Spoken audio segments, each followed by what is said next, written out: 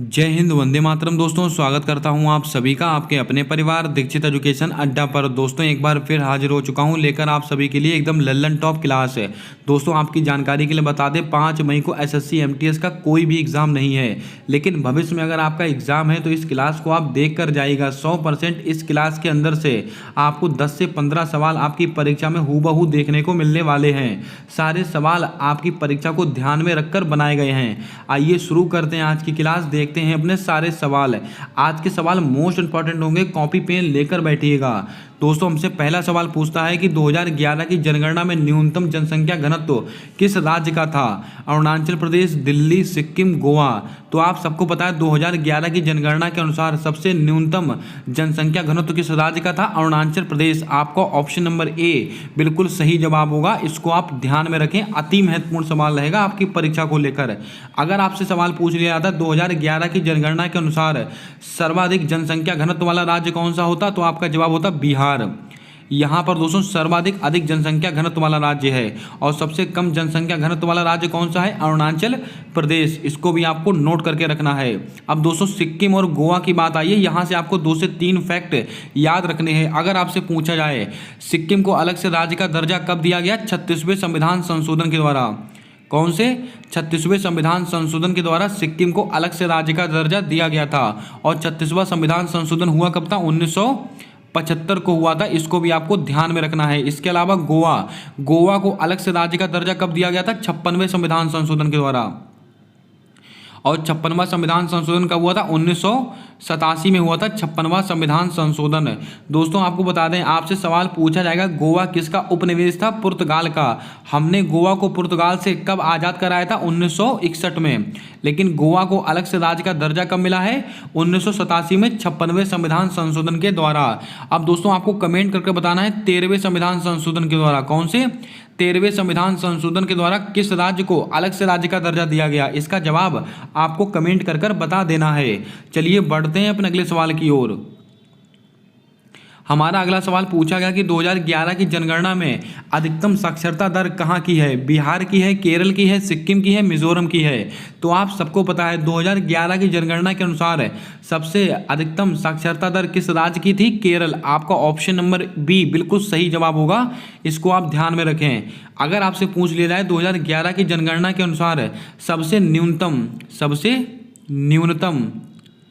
सबसे न्यूनतम साक्षरता दर किस राज्य की है, तो आपको याद रखना है बिहार की है।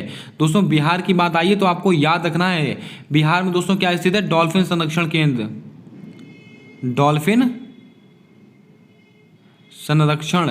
डॉल्फिन संरक्षण केंद्र कहाँ पर स्थित है? बिहार में स्थित है। और डॉल्फिन दिवस कब मनाते हैं? 5 अक्टूबर को मनाते हैं। दोस्तों आपको याद होगा 5 अक्टूबर 2009 डॉल्फिन को दोस्तों गंगोटेक एनिमल के रूप में शामिल किया गया था। इसको भी आपको नोट करना है। जितने दोस्तों एक्स्ट्रा फैक्ट मैं आपको बताते चल रहा हूँ, इनको आप नोट करते चले। आइए दोस्तों चलते हैं अपने अगले सवाल की ओर। हमसे अगला सवाल पूछा गया है कि अंडर 19 T20 महिला विश्व कप 2023 इसका विजेता कौन बना? स्टार लगाइएगा, आपकी परीक्षा में किसी न किसी शिफ्ट में सवाल पूछा जाएगा। अंडर 19 T20 महिला विश्व कप 2023 इसका विजेता कौन बना? तो आपको याद होगा इसका विजेता बना था अपना भारत देश। आपका ऑप्शन नंबर ए बिल्कुल सही जवाब होगा। किसको हराया था? इंग्लैंड को हराया था, यानी कि उपविजेता कौन बना था? इंग्लैंड इसका उपविजेता बना था। इसके अलावा अगर आपसे पूछा जाए अंडर 19 T20 महिला विश्व कप 2023 इसका आयोजन कहां पर हुआ है? दक्षिण अफ्रीका इसका दोस्तों आयोजन हुआ। इतने फैक्ट आपको याद रखने हैं, महत्वपूर्ण सवाल है आपकी परीक्षा को लेकर। चलिए बात करते हैं अपने अगले सवाल की ओर। हमसे अगला सवाल पूछा गया है कि ICC men's test cricketer of the year किसको बनाया गया? बेन स्टोक को बनाया गया, बाबर आजम को बनाया गया, शुभमन गिल को बनाया गया, सूर्य कुमार यादव को बनाया गया।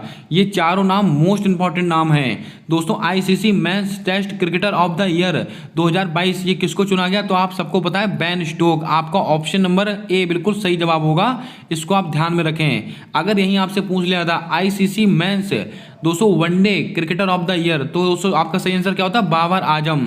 ये दोस्तों कैसे वनडे वाले हैं। One day test cricketer of the year कौन है? बाबर आजम। इसके अलावा अगर आपसे पूछा जाए आईसीसी कौन दोस्तों? ICC T20 T20 men's cricketer of the year कौन है? सूर्य कुमार यादव। इनको किस नाम से जानते हैं? 360 डिग्री के नाम से जानते हैं, आप सबको पता होगा। सुमन गिल, ये दोस्तों क्यों फेमस है? इनका जवाब आपको कमेंट कर कर बताना है। दोस्तों ये बहुत ही महत्वपूर्ण नाम है, इसको आप नोट करके रखें। चलिए चलते हैं अपने अगले सवाल की ओर। हमसे अगला सवाल पूछा गया है कि संतोष ट्रॉफी 2023 इसका विजेता कौन बना? दोस्तों आपको याद होगा कल की शिफ्ट में पूछा गया था आपसे खेलो इंडिया यूथ गेम। दोस्तों महत्वपूर्ण गेम मैं आपको नोट कराते चल रहा हूं, इनको आप नोट कर लें। संतोष ट्रॉफी 2023 इसका विजेता कौन बना? केरल बना है, पश्चिम बंगाल बना है, कर्नाटक बना है, सौराष्ट्र बना है। दोस्तों आपको याद रखना है खेलो संतोष ट्रॉफी 2023 इसका विजेता कौन बना था? कर्नाटक। आपको ऑप्शन नंबर सी बिल्कुल सही जवाब होगा, इसको आप ध्यान में रखें। अगर आपसे यहीं पर पूछ लिया जाता 2022 वाला दोस्तों कौन विजेता था? केरल। 2022 वाला विजेता कौन था? केरल। किसको हराया था? पश्चिम बंगाल को। लेकिन आपसे क्या पूछा गया है? 2023 वाला। तो आपका सही आंसर क्या होगा? कर्नाटक। और संतोष ट्रॉफी का संबंध किससे? फुटबॉल। इसको भी आप नोट करें, फुटबॉल से संबंधित है संतोष ट्रॉफी। आइए चलते हैं अपने अगले सवाल की ओर। दोस्तों हमसे अगला सवाल पूछा गया है कि भारत के वर्तमान में अटॉर्नी जनरल कौन है? लगाइएगा स्टार, आपकी परीक्षा में यहां से सवाल बनने की प्रबल संभावना रहेगी। दोस्तों आर वेंकट रमणी है, मल्लिकार्जुन खड़गे हैं, ऋतुराज अवस्थी हैं, केवी यादव हैं। क्या होगा आपका सही जवाब? जल्दी से बताएं।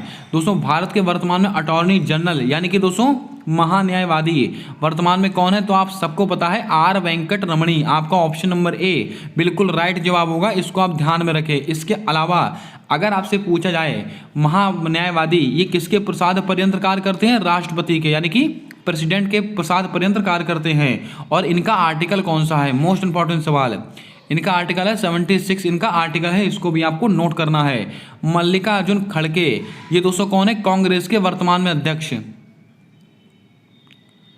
कांग्रेस के दोस्तों अध्यक्ष कौन है? तो आपको याद होगा मल्लिकार्जुन खड़गे दोस्तों इसके अध्यक्ष हैं। अब दोस्तों कांग्रेस की बात आई है तो आपको यहां से 2 से 3 चीजें याद रखनी है। कांग्रेस की स्थापना कब हुई थी? 1885 में हुई थी। और दोस्तों अगर आपसे पूछा जाए कांग्रेस की पहली महिला अध्यक्ष कौन थी? तो आपको नाम याद रखना है एनी बेसेंट। अगर आपसे सवाल पूछा जाए कांग्रेस की पहली भारतीय महिला अध्यक्ष कौन थी? तो आपका जवाब होना चाहिए सरोजनी नायडू। इन दोनों सवालों को आप बहुत ध्यानपूर्वक पढ़िएगा, फिर इनका आंसर दीजिएगा। बात करते हैं ऋतुराज अवस्थी। ये दोस्तों कौन है? 22वें, कौन से दोस्तों? 22वें विधि आयोग के अध्यक्ष। अगर आपसे पूछा जाए 22वें विधि आयोग इसके अध्यक्ष कौन बनाए गए हैं? तो आपको याद रखना है ऋतुराज अवस्थी, इसको भी आप नोट करें। अगर आपसे सवाल पूछा जाए पहले विधि आयोग के अध्यक्ष कौन थे? तो आपका जवाब होगा दोस्तों मैकाले। लेकिन वहीं आपसे अगर सवाल पूछा जाए पहले विधि आयोग के भारतीय अध्यक्ष, तो आपका जवाब क्या होना चाहिए? नहीं दोस्तों, अगर आपसे ऐसे सवाल पूछा जाए स्वतंत्रता के बाद पहले विधि आयोग के अध्यक्ष कौन थे? तो आपको जवाब देना है MC सीतलवाड़। इन दोनों सवालों को आप बहुत ध्यानपूर्वक नोट कीजिएगा। चलिए बात करते हैं अपने अगले प्रश्न की ओर। हमारा अगला सवाल पूछा गया कि रजिया सुल्तान गद्दी पर कब बैठी? मोस्ट रिपीटेड सवाल है आपकी परीक्षा को लेकर।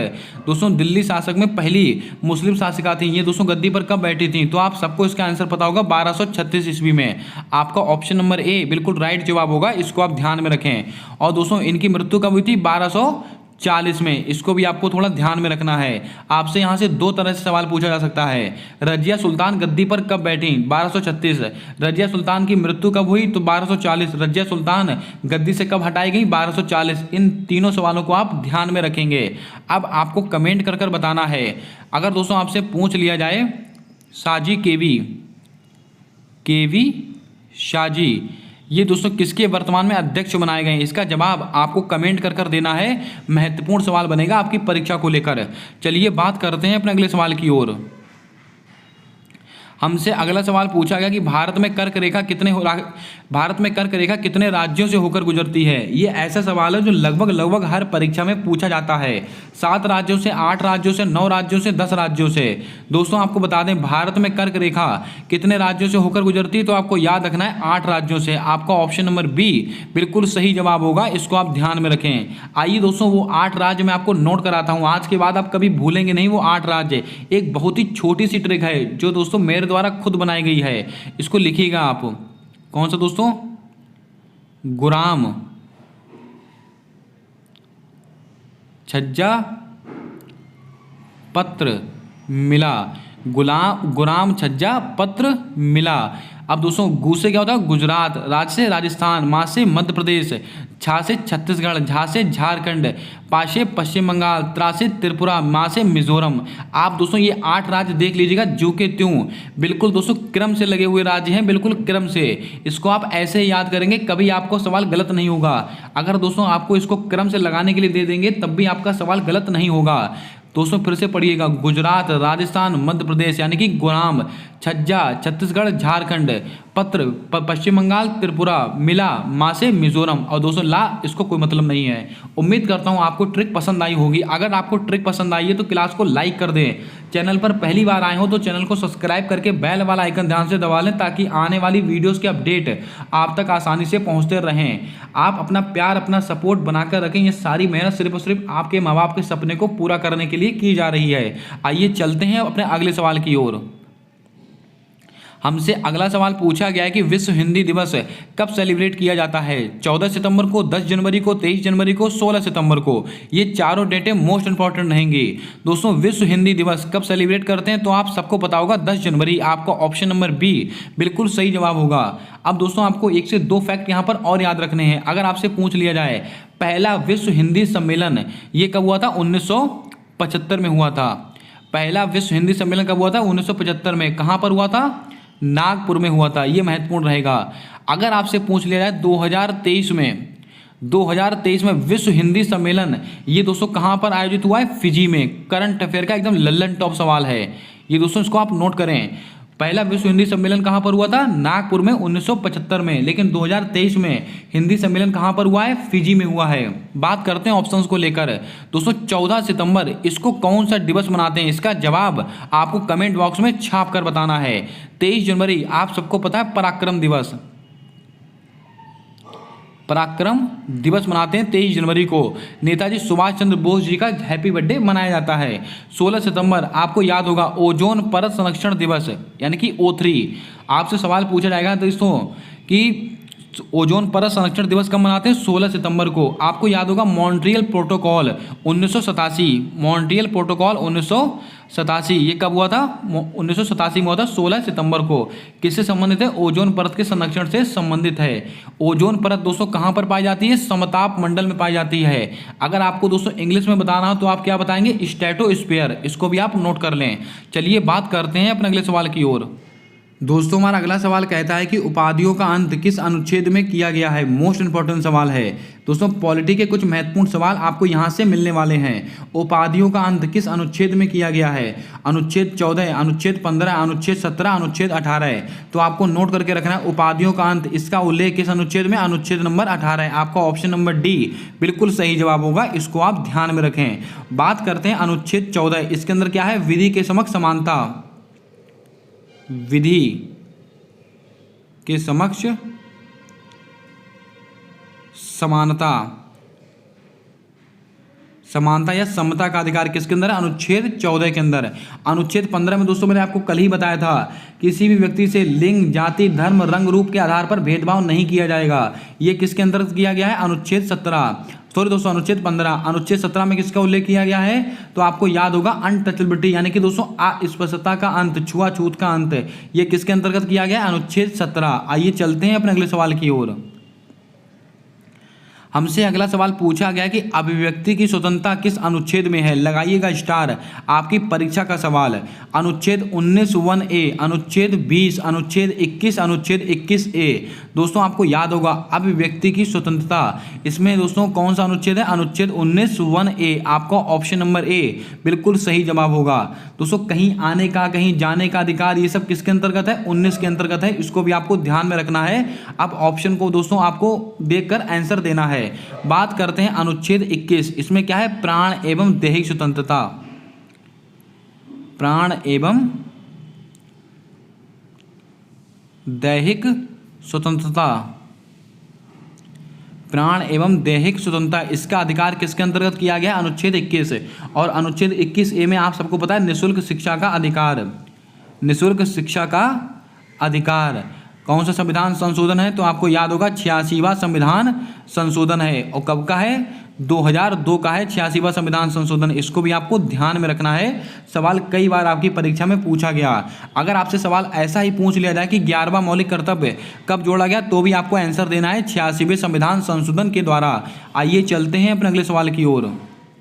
हमसे अगला सवाल पूछा गया कि सुप्रीम कोर्ट से संबंधित अनुच्छेद कौन सा है। दोस्तों सुप्रीम कोर्ट से संबंधित अभी एक भी सवाल नहीं आया है। तैयार हो जाइए आने वाली शिफ्ट में सुप्रीम कोर्ट से संबंधित और हाई कोर्ट से संबंधित सवालों के लिए। दोस्तों सुप्रीम कोर्ट से संबंधित अनुच्छेद कौन सा है? अनुच्छेद 32, अनुच्छेद 124, अनुच्छेद 129, अनुच्छेद 37। दोस्तों आपको बता दें सुप्रीम कोर्ट से संबंधित और कौन सा अनुच्छेद है? अनुच्छेद 124। यानी कि दोस्तों सुप्रीम कोर्ट में कितने जज होंगे, उनकी नियुक्ति कैसे होगी, इन सब चीज़ों का उल्लेख कौन से अनुच्छेद में किया गया? अनुच्छेद 124 में। अगर हम बात करें सुप्रीम कोर्ट एक अभिलेख न्यायालय है। सुप्रीम कोर्ट एक अभिलेख न्यायालय है, ये दोस्तों किस अनुच्छेद में कहा गया है? तो आपको ध्यान में रखना है अनुच्छेद 129 में कहा गया है सुप्रीम कोर्ट एक अभिलेख न्यायालय है।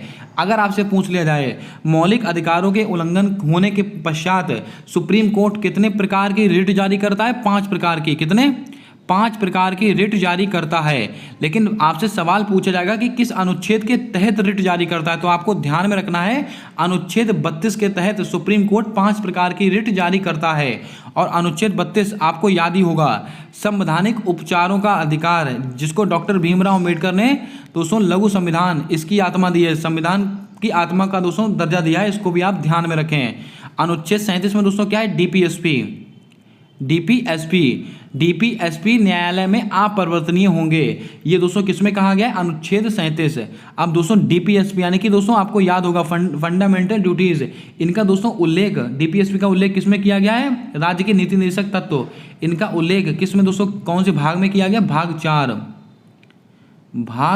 4। ये सवाल भी आपको ध्यान में रखना है। चलिए बढ़ते हैं अपने अगले सवाल की ओर। हमसे अगला सवाल पूछा गया कि हाई कोर्ट एक अभिलेख न्यायालय है। आपको सुप्रीम कोर्ट मैंने बता दिया, अब दोस्तों हाई कोर्ट आप जान लीजिएगा। हाई कोर्ट एक अभिलेख न्यायालय है, ये किस अनुच्छेद में कहा गया है? अनुच्छेद 213, अनुच्छेद 215, अनुच्छेद 217, अनुच्छेद 226। क्या होगा आपका सही जवाब? जल्दी से बताएं।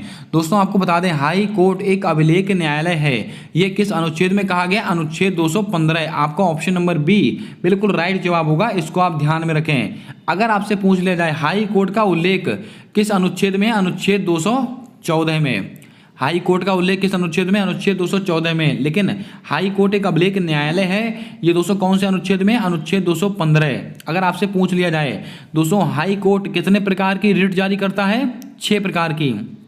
मौलिक अधिकारों के उल्लंघन होने के पश्चात हाई कोर्ट कितने प्रकार की रिट जारी करेगा? 6 प्रकार की रिट जारी करेगा। लेकिन किस अनुच्छेद के तहत करेगा? अनुच्छेद 226 के तहत करता है, इसको भी आपको ध्यान में रखना है।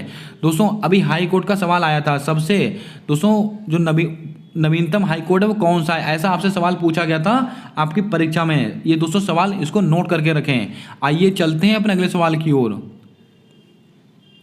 हमसे हिस्ट्री का सवाल पूछा गया कि करो या मरो का नारा किस आंदोलन में दिया गया। हिस्ट्री के मोस्ट रिपीटेड सवाल मैं आपको बताने वाला हूं। भारत छोड़ो आंदोलन, लाहौर अधिवेशन, हरिपुरा अधिवेशन, सविनय अवज्ञा आंदोलन, ये चारों दोस्तों तारीखें मोस्ट इंपॉर्टेंट रहेंगी। करो या मरो इसका नारा किस आंदोलन के दौरान दिया गया था? तो आप सबको पता है भारत छोड़ो आंदोलन। आपका ऑप्शन नंबर ए बिल्कुल राइट जवाब होगा। और भारत छोड़ो आंदोलन कब का है? 9 अगस्त 1942 का है भारत छोड़ो आंदोलन। इस समय दोस्तों वायसराय कौन थे? मोस्ट इंपॉर्टेंट सवाल, लिन लिथ गो इस समय वायसराय थे, इसको भी आपको ध्यान में रखना है। अब दोस्तों बात करते हैं लाहौर अधिवेशन, ये कब हुआ था? 1929 को हुआ था लाहौर अधिवेशन। और इसी अधिवेशन के दौरान पूर्ण स्वराज की मांग की गई थी, आपको याद होगा। और लाहौर अधिवेशन इसकी अध्यक्षता किसने की थी? पंडित जवाहरलाल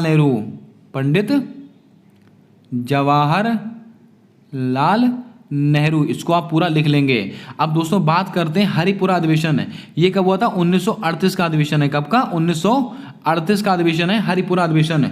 और इसकी अध्यक्षता किसने की थी? नेताजी सुभाष चंद्र बोस के द्वारा की गई थी, इसको भी आपको ध्यान में रखना है। और दोस्तों आप एक डेट और याद रखेंगे, 1939 को इसको क्या हुआ था, फॉरवर्ड ब्लॉक की स्थापना हुई थी। किसने की थी, नेताजी सुभाष चंद्र बोस। अब आपको कमेंट करके बताना है सविनय अवज्ञा आंदोलन ये किस वर्ष से संबंधित है, इसका जवाब आपको कमेंट कर कर देना है। जितने सवाल दोस्तों मैंने आपसे पूछे हैं सारे जवाब आपको कमेंट बॉक्स में छाप देने हैं। मोस्ट इंपॉर्टेंट सवाल रहेंगे आपकी परीक्षा को लेकर। आइए चलते हैं अपने अगले सवाल की ओर। हमसे अगला सवाल पूछा गया कि संविधान सभा की पहली बैठक कब हुई। 22 जुलाई 1947, 9 दिसंबर 1946, 13 दिसंबर 1946, 22 जनवरी 1947। ये चारों डेटें मोस्ट इंपॉर्टेंट डेट हैं, इनको आप नोट कर लें। संविधान सभा की पहली बैठक ये दोस्तों कब हुई थी, तो आप सबको पता है 9 दिसंबर 1946। आपका ऑप्शन नंबर बी बिल्कुल सही जवाब होगा, इसको आप ध्यान में रखें। अगर आपसे कहा जाए दोस्तों प्रस्तावना को कब पारित किया गया, तो आपको ध्यान में रखना है 13 दिसंबर 1946। प्रस्तावना इसको दोस्तों कब पारित किया गया, तो आपको ध्यान में रखना है 13 दिसंबर 1946 को। लेकिन अगर आपसे सवाल पूछा जाए कि प्रस्तावना को संविधान सभा के द्वारा स्वीकार कब किया गया, 22 जुलाई 1947। मोस्ट इंपॉर्टेंट सवाल ये दोस्तों, इसको स्वीकार किया गया था। इसको भी आप नोट लिख लें, महत्वपूर्ण सवाल रहेगा दोस्तों। माफ कीजिएगा, इसका आंसर ये होगा 22 जनवरी 1947। इसको स्वीकार किया गया था, इसको स्वीकार किया गया था। इसको आप ऐसे याद रखेंगे। प्रस्तावना को दोस्तों पारित कब किया गया, 13 दिसंबर 1946 है, लेकिन इसको दोस्तों स्वीकार कब किया गया, 22 जनवरी 1947 है। 22 जुलाई 1947 को क्या हुआ था, जो हमारा राष्ट्रीय ध्वज है, हमारा जो राष्ट्रीय ध्वज तिरंगा, इसको दोस्तों अपनाया गया था। ये दोस्तों 22 जुलाई 1947 को, ये तारीख भी आपको ध्यान में रखनी है। तो उम्मीद करता हूँ चारों तारीखें आपको नोट हो गई होंगी। आइए चलते हैं अपने अगले सवाल की ओर। दोस्तों हमारा अगला सवाल कहता है कि संगीत और साहित्य की अधिष्ठात्री देवी किसे माना जाता है।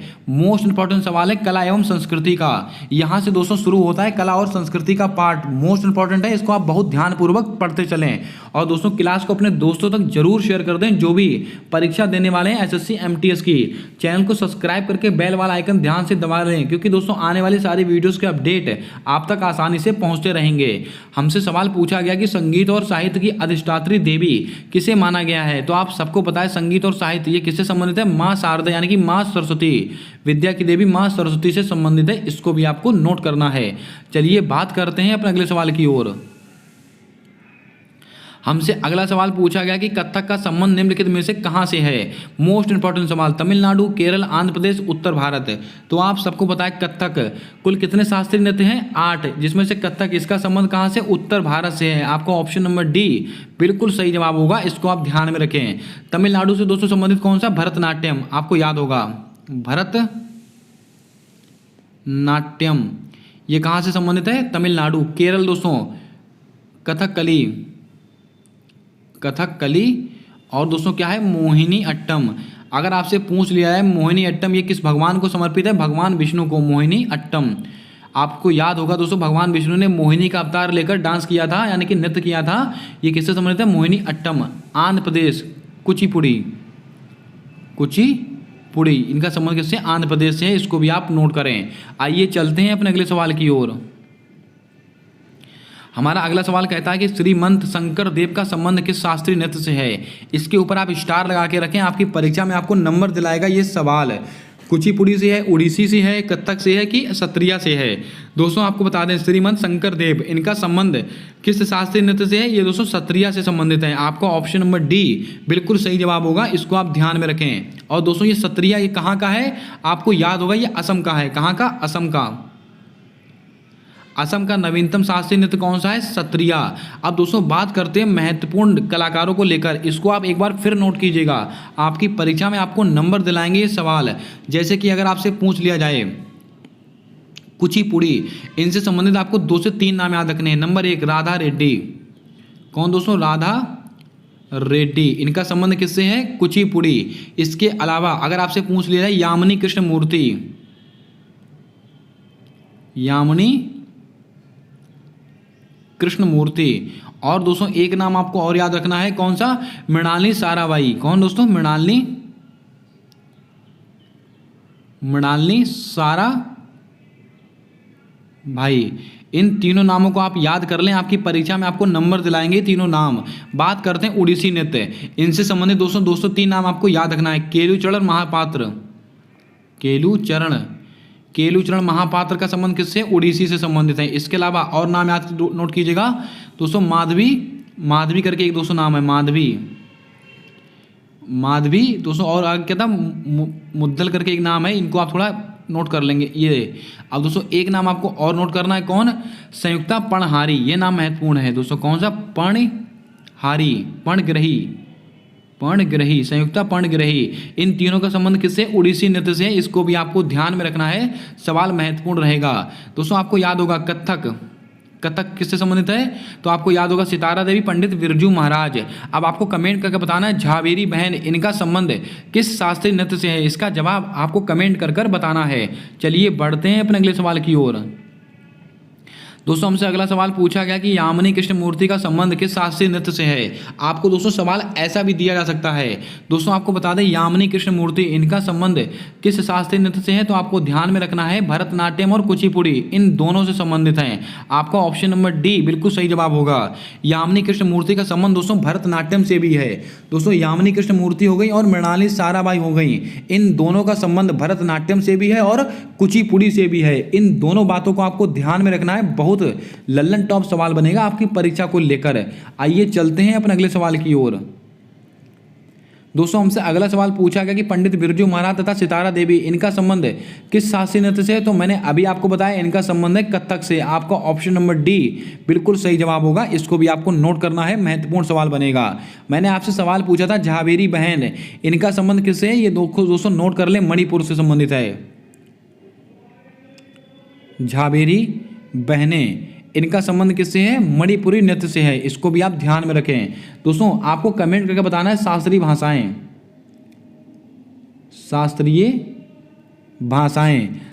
भाषाएं वर्तमान में कितनी हैं? इनका जवाब आपको कमेंट कर देना है। चलिए बात करते हैं अपने अगले सवाल की ओर। दोस्तों हमसे अगला सवाल पूछा गया कि अभिज्ञान शाकुंतलम निम्नलिखित में से किसकी रचना है? कालिदास की है, वात्स्यायन की है, विशाख दत्त की है कि जयदेव की है? क्या होगा आपका सही जवाब? जल्दी से बताएं।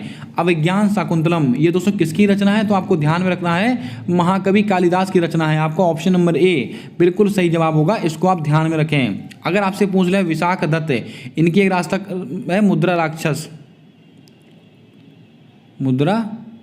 राक्षस, ये किसकी है? तो आपको ध्यान में रखना विशाख दत्त। दोस्तों वात्स्यायन, इनकी एक पुस्तक का नाम जल्दी से कमेंट कर आपको बताना है।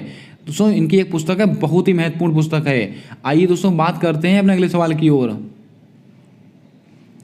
दोस्तों हमसे अगला सवाल पूछा गया है कि अजंता की कोई, दोस्तों यहाँ पर थोड़ा सा टाइपिंग एरर है, इसको आप ठीक कर लेंगे। अजंता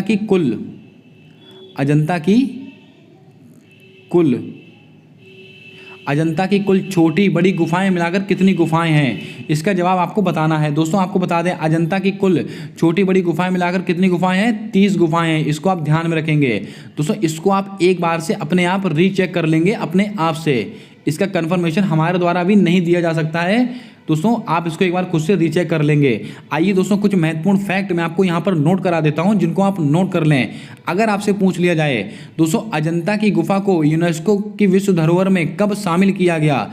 सवाल बहुत ही महत्वपूर्ण है। एलोरा और अजंता की गुफा को विश्व धरोहर में कब शामिल किया गया था? 1983 ईस्वी में। कब किया गया था? 1983 ईस्वी में। अगर आपसे पूछ लिया जाए दोस्तों ताजमहल,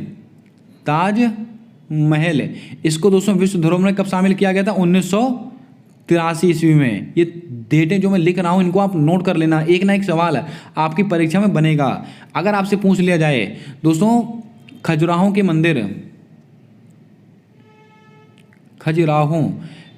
मंदिर दोस्तों इनको कब शामिल किया गया था? 1986 ईस्वी में। इसको भी आप ध्यान में रखें। दोस्तों 1983 से आपको कितने नाम याद रखने हैं? तो आपको दोस्तों याद रखना है आगरा का किला, इसको दोस्तों कब शामिल किया गया था? 1983 में। अजंता एलोरा की गुफाएं, इनको कब शामिल किया गया था? 1983 ईस्वी में। इसके अलावा ताजमहल, इसको कब शामिल किया गया था? तो आपको ध्यान में रखना है 1983 में। खजुराहो के मंदिर, इनको कब शामिल किया गया था? 1986 में। एक दोस्तों और नोट कीजिएगा, कोणार्क का सूर्य मंदिर है, इसको दोस्तों कब शामिल किया गया था? तो आपको ध्यान में रखना है 1984 में शामिल किया गया था, इसको भी आप नोट करें। अब आपको कमेंट करके बताना है कि दोस्तों जो कोणार्क का सूर्य मंदिर है वो कितने रुपए के नोट पर बना हुआ है, इसका जवाब आपको कमेंट कर देना है। चलिए बढ़ते हैं अपने अगले सवाल की ओर। हमारा अगला सवाल कहता है कि एलिफेंटा के मंदिर में किसके रूप को दर्शाया गया है, भगवान विष्णु, भगवान इंद्र, भगवान शिव, भगवान कृष्ण। तो इसको आप नोट करके रखें, एलिफेंटा गुफा के मंदिर में किसके रूप को दर्शाया गया है, भगवान शिव जी के रूप को दर्शाया गया है। आपका ऑप्शन नंबर सी बिल्कुल सही जवाब होगा, इसको आप नोट करके रखें। चलिए बढ़ते हैं अपने अगले प्रश्न की ओर। हमसे अगला सवाल पूछा गया कि मुगल काल में हुमायूं ने किस चित्रकला की शुरुआत की थी, फारसी, बंगाली, इस्लामी या इनमें से कोई नहीं। तो इसका सही आंसर क्या होगा, फारसी। आपका ऑप्शन नंबर ए बिल्कुल राइट जवाब होगा, इसको आप ध्यान में रखें। दोस्तों फारसी का एक उत्सव मनाया जाता है नवरोज,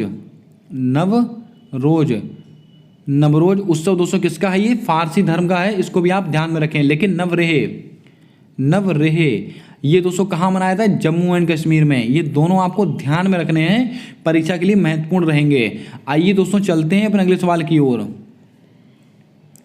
हमसे अगला सवाल पूछा गया कि मिथिला लोक कला का संबंध किस राज्य से है, झारखंड, छत्तीसगढ़, बिहार, राजस्थान। तो दोस्तों आपको मैंने कई बार नोट कराया है, मिथिला लोक कला इसका संबंध दोस्तों कहाँ से है, ये बिहार से संबंधित है। आपका ऑप्शन नंबर सी बिल्कुल सही जवाब होगा। आपको याद होगा बिहार का दोस्तों मिथिला मखाना, इसको जीआई टैग मिला हुआ है। मिथिला मखाना को दोस्तों जीआई टैग मिला है, किसका, बिहार से संबंधित है। अब दोस्तों जीआई टैग की बात आई है तो दोस्तों आपको जीआई टैग से संबंधित एक दो फैक्ट मैं आपको नोट करा देता हूँ। जीआई टैग का अधिनियम कब का है, 1999 का अधिनियम है। पहली बार किसको दिया गया था दोस्तों, शुरुआत कब हुई थी, 2003 में, लेकिन पहली बार दिया कब गया था, 2004 में। किसको दिया गया था, दार्जिलिंग की चाय को दिया गया था। और दोस्तों कहाँ से संबंधित है, वेस्ट बंगाल यानी कि पश्चिम बंगाल से संबंधित है। ये जीआई टैग से कुछ महत्वपूर्ण फैक्ट हैं, इनको आप ध्यान में रखें। एक सवाल दोस्तों आपके लिए बहुत ही महत्वपूर्ण बनेगा, कलमकारी। अगर आपसे पूछा जाए कलमकारी कलमकारी चित्रकला का संबंध कहाँ से है, तो आपको ध्यान में रखना है दक्षिण भारत में है। दोस्तों दक्षिण भारत की है ये चित्रकला, कहाँ की, दक्षिण भारत की हस्त चित्रकला है ये, हस्तचित्रित दक्षिण भारत की हस्तचित्रित सूती वस्त्र बनाने की कला है। कौन सी दोस्तों, सूती वस्त्र बनाने की कला है। इसको भी आप ध्यान में रखें, सवाल कई बार एसएससी के द्वारा पूछा गया है। चलिए बात करते हैं अपने अगले सवाल की ओर। दोस्तों हमारा अगला सवाल कहता है कि सालार जंग संग्रहालय कहाँ पर स्थित है, मोस्ट इंपॉर्टेंट सवाल है। हैदराबाद, इंदौर, लखनऊ, जोधपुर। दोस्तों आपको बता दें सालार जंग संग्रहालय कहाँ पर स्थित है, तो आपको ध्यान में रखना है ये हैदराबाद में स्थित है। आपका ऑप्शन नंबर ए बिल्कुल सही जवाब होगा, इसको आप नोट कर लें, महत्वपूर्ण सवाल बनेगा कला और संस्कृति का। आइए चलते हैं अपने अगले सवाल की ओर। दोस्तों यहाँ से कुछ बहुत ही महत्वपूर्ण फैक्ट मैं आपको नोट कराने वाला हूँ, इनको आप नोट कर लें। दोस्तों यहाँ से 100% आपकी परीक्षा में सवाल बनेगा। प्रमुख वाद्य यंत्र और वादक, ये दोस्तों 8 से 10 सवाल हैं जो आपको याद होने चाहिए। अगर हम बात करें सितार वादक, तो सितार वादक से आपको पंडित रविशंकर, इनका नाम याद रखना है, निखिल बनर्जी और दोस्तों विलायत खान, इन तीनों का संबंध किससे है, ये दोनों तीनों सितार वादक हैं। इसको आप नोट कर लें, इसका स्क्रीनशॉट लेके रखें, इसमें से सवाल 100% बनेगा आपकी परीक्षा में। बात करते हैं सरोद वादक, अमजद अली खान, मोस्ट इंपॉर्टेंट नाम, कई बार परीक्षा में पूछा गया सवाल। अली अकबर खान, इन दोनों का संबंध किससे है, सरोद वादक। अगर आपसे पूछा जाए दोस्तों ये 4-5 नाम है, इनको आप नोट करेंगे। कौन कौन है दोस्तों, सरोद वादक, अमजद अली खान, अली अकबर खान, अभीर सरकार, देवाशीष भट्टाचार्य और राजेंद्र मिश्र। ये 5 नाम दोस्तों आपको ध्यान में रखने किससे संबंधित है, सरोद वादक से हैं। इसको आप नोट करें, उम्मीद करता हूँ आपको क्लियर दिख रहा होगा। आइए दोस्तों कुछ अगले बात करते हैं, तबला वादक। दोस्तों तबला वादक में कौन को आपको याद रखना है, तबला वादक है अल्लाह रखा, मोस्ट इंपॉर्टेंट नाम। इसके अलावा लतीफ़ खान, जाकिर हुसैन, इनको दोस्तों 2022 में, कब, 2022 में पद्म विभूषण पुरस्कार मिला है जाकिर हुसैन को, इसलिए नाम महत्वपूर्ण रहेगा। तबला वादक कौन है दोस्तों, अल्लाह रखा, लतीफ़ खान, जाकिर हुसैन और एक है किशन महाराज, ये भी नाम महत्वपूर्ण है। दोस्तों ये अल्लाह रखा, जाकिर हुसैन, किशन महाराज, ये तीनों नाम मोस्ट इंपॉर्टेंट है, इनको आप ध्यान में रखें। किससे संबंधित है, तबला वादक। बांसुरी वादक, ये दोस्तों कौन है, हरिप्रसाद चौरसिया और दोस्तों राजेंद्र प्रसन्ना। इसके अलावा दोस्तों पन्नालाल घोष। इन तीनों का संबंध किससे है? बांसुरी वादक हैं। दोस्तों बात करते हैं शहनाई वादक और संतूर वादक।